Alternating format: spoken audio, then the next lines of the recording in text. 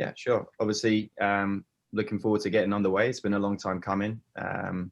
Charlotte is a familiar opponent. I know the guys actually happened to watch the game live at the time when they played here in the fall of 2019. So I know that was, a highly contested game and quite a controversial game at times. So we're expecting a really tough test against a very good team that has a fantastic reputation in Division One of being, one of the top 10, 20 programs in the country. So it'll definitely be a great test to start the season and for these guys to get underway. All right, thank you. We'll go ahead and open it up to questions. Just a reminder to use the raised hand feature.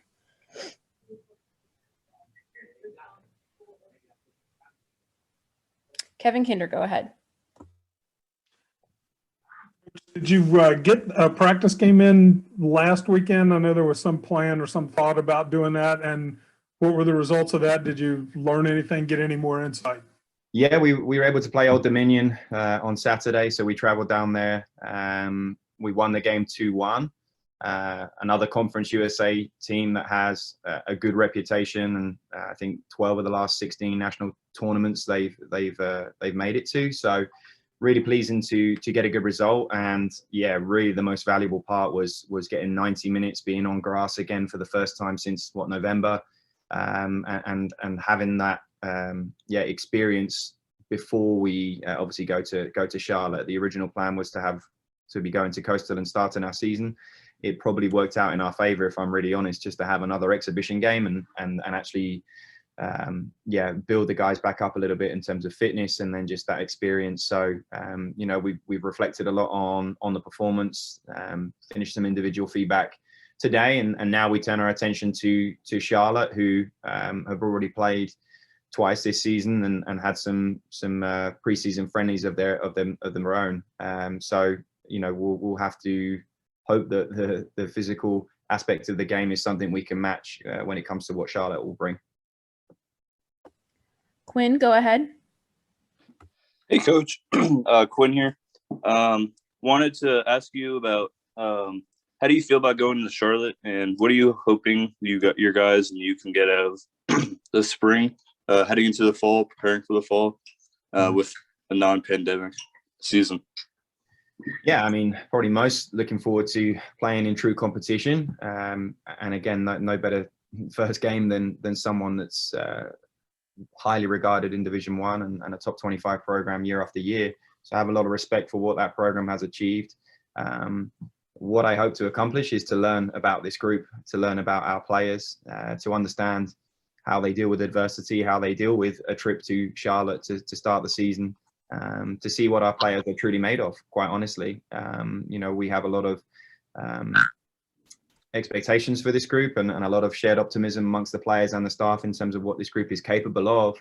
But until you play against another team, you really don't know. And we saw some of that on the weekend, in the sense that, we went 1-0 down and continue to play good football and remain very composed. The heads didn't go down and the players responded well, and obviously ultimately finished to win the game 2-1. We will face that type of challenge again. We may well face that challenge on Friday, and I want to see how our guys respond in those moments. So as I said, I think for this spring, knowing where the group is right now and how new it still feels, even though it's been nearly 8 months that we've been together, is to learn about what these players are made of and then educate them on exactly what we require, what the mentality needs to be, and then as a result the culture we're trying to create here within the group. Carly Nevis is next. You kind of led me to the next question, Coach, but what'd you learn about the guys from the scrimmage, maybe lineup wise? Also, what did it feel like to coach your first game as a Mountaineer, but also obviously this next one is the one that will really count? Yeah, I mean, I learned that what we've been working on in training, they were able to execute and implement fairly well. I thought the players started the game very, very well. At the same time, I learned that when you haven't played a competitive game in such a long time, there are some mistakes, some mental errors. It's really the mental endurance and stamina that can easily go just as your physical stamina can as well. So we're not where we need to be in those two areas just yet. But obviously, we're going to have to be as close to that as we can against Charlotte in order to be competitive and continue to build in that area as we start this season. The reality is this group hasn't played in 450 days, give or take, against another team in a competitive game. So it's going to take 2 or 3 games for us to get that back, get our physical levels back to where they need to be. And then, like I said, that mental stamina, endurance to stay really focused for 90 minutes is something that we'll continue to build through the season. But again, I think the biggest takeaway was everyone was just pleased to be playing again, to have a 90-minute game, to be kicking someone else other than ourselves in training and in inter-squad games, and obviously from a personal standpoint as well. It's an absolute privilege and honor to be in this position. So I was proud of what the players achieved and what the players did on Saturday, and I hope they can, I can be saying the same regardless of result, quite honestly, come Friday night, because the players can still execute and still perform well and still continue to perform at the standards that we're setting, even if the result doesn't necessarily go our way. But obviously we're going there with every intention of winning the game, and we feel confident that we have enough in this group right now to do that. Carly, did you have another question? Yes. What makes Charlotte so good, Coach? Is it their speed? Is it their physicality? Like, what jumps off the page about them? They're really well organized. The coach has been there a long time, and they're always very, very disciplined in terms of how they defend, how they set their team up to make sure that they, they're very efficient defensively and don't give a lot up in that regard. They definitely have a mentality that I admire in terms of the players seem bought in, and the work ethic is very, very strong from that group. So, their coach has an identity in a way that he wants to play, and their players are bought into doing that. So, we preach a lot here about transition and those moments in the game that are so important, and that's something that Charlotte do incredibly well. So, again, I have a lot of respect for what they've achieved, and the way that they go about their business is something that we can learn from. It's something that I've enjoyed watching as we've prepared for them. But at the same time, obviously, we have our own identity, and we have our own way of doing things as well. And I think we have an opportunity on Friday to implement what we're looking to do and try and be the dominant team on the day. Quinn, you're up next. Hey, Coach. Obviously, we have Charlotte coming up for your guys' team.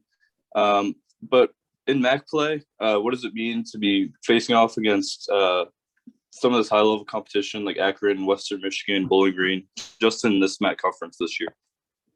Yeah, obviously, it'll be the first time that we've done home and away within conference. So that's now 10 conference games. It always seems like a bit of a dogfight in the MAC, quite honestly. Every year seems a little unpredictable. When I was here as an assistant coach, it was during that transition into the MAC, and there's some tough road games in this conference. We'll experience every single one of those this spring and then again this fall as well. So, that'll be the test, is once we are 5 or 6 games in and the volume of games increases. Right now it's once a week, but very, very soon here we'll be playing twice a week. That'll be the true challenge of how we combat that, how we recover, and then obviously making sure that the standards and the competitive element of how we play matches and rivals typically what the MAC is known for in that regard. So again, it's been such a long time for everyone, all of the teams in the MAC included. So I'm sure there's differences and changes from what they look like in 2019, which we've had a look at and reflected on, that could be very, very different now, nearly a year and a half later. Kevin Kinder. You mentioned a couple of times about fitness and, the importance of playing actual games to do that. Is that physical fitness? Is there something in actual games that's a little bit different in getting guys in that shape? Is it the mental approach to the game? What all are you referring to? What has to build in those games? Yeah, I mean, the game is unpredictable in the sense that you don't know how many sprints you may need to do in a 5-minute period, a 10-minute period. It can be very position specific. We value the GPS data that we have. We try to monitor the players' fitness levels based on the data, based on the science, to best prepare them. But ultimately, the game can just require more sprints, accelerations, more high intensity moments at various times that are completely unpredictable. So every game is slightly different in terms of what those physical demands might be. I definitely think there's a difference between playing on turf and being on turf day after day, as we have been, and then all of a sudden going onto the grass and what that does in terms of the buildup of lactic acid in the legs. So that was a challenge on Saturday for some of the players as well. And again, ultimately, your ability to stay focused and concentrate over a 90-minute period when, again, there's unpredictable elements of what the game requires physically and then what the other team and the opponent will do. Those are the elements that, again, there's no replacement. It doesn't matter how much we run or how much we look at the numbers scientifically. There's really truly no substitute for actually playing in those games and having those experiences. And as you know, the staff is more than aware as former players.